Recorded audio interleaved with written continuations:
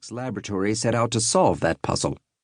Hoping to decode the it factor that made groups click, they equipped teams from a broad variety of projects and industries, comprising 2,500 individuals in total, with wearable electronic sensors that collected data on their social behavior for weeks at a time. With remarkable consistency, the data showed that the most important predictor of a team's success was its communication patterns. Those patterns were as significant as all other factors: intelligence, personality, talent combined. In fact, the researchers could foretell which teams would outperform simply by looking at the data on their communication without even meeting their members. In this article, Pentland shares the secrets of his findings and shows how anyone can engineer a great team. He has identified 3 key communication dynamics that affect performance: energy, engagement, and exploration. Drawing from the data, he has precisely quantified the ideal team patterns for each. Even more significant, he has seen that when teams map their own communication behavior over time and then make adjustments that move it closer to the ideal, they can dramatically improve their performance. Patterns of communication, for example, explained why performance varied so widely among the seemingly identical teams in that bank's call center. Several teams there wore our badges for 6 weeks. When my fellow researchers, my colleagues at Sociometric Solutions, Tammy Kim, Daniel Alguin, and Ben Waber, and I analyzed the data collected, we found that the best predictors of productivity were a team's energy and engagement outside formal meetings. Together, those 2 factors explained 1/3 of the variations in dollar productivity among groups.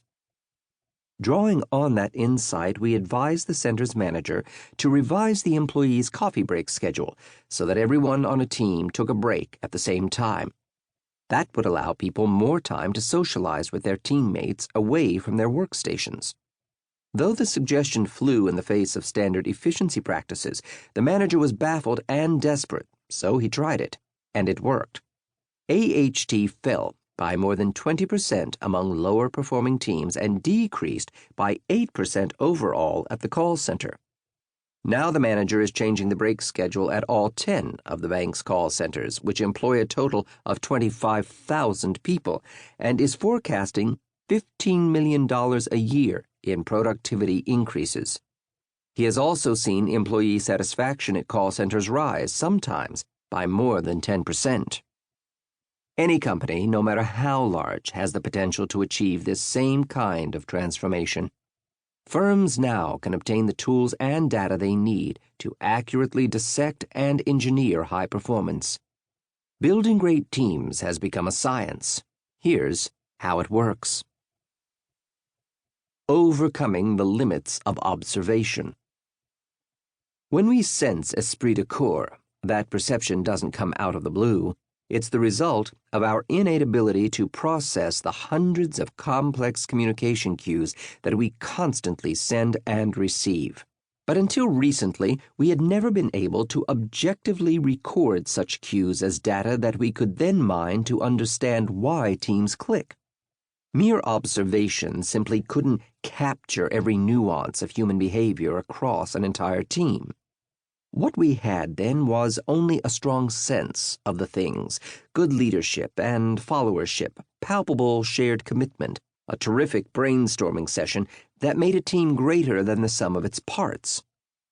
Recent advances in wireless and sensor technology, though, have helped us overcome those limitations, allowing us to measure that ineffable it factor.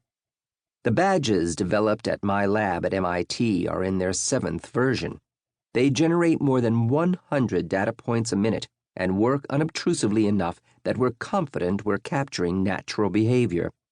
We've documented a period of adjustment to the badges. Early on, people appear to be aware of them and act unnaturally, but the effect dissipates usually within an hour. We've deployed them in 21 organizations over the past 7 years, measuring the communication patterns of about 2,500 people, sometimes for 6 weeks at a time. With the data we've collected, we've mapped the communication behaviors of large numbers of people as they go about their lives at an unprecedented level.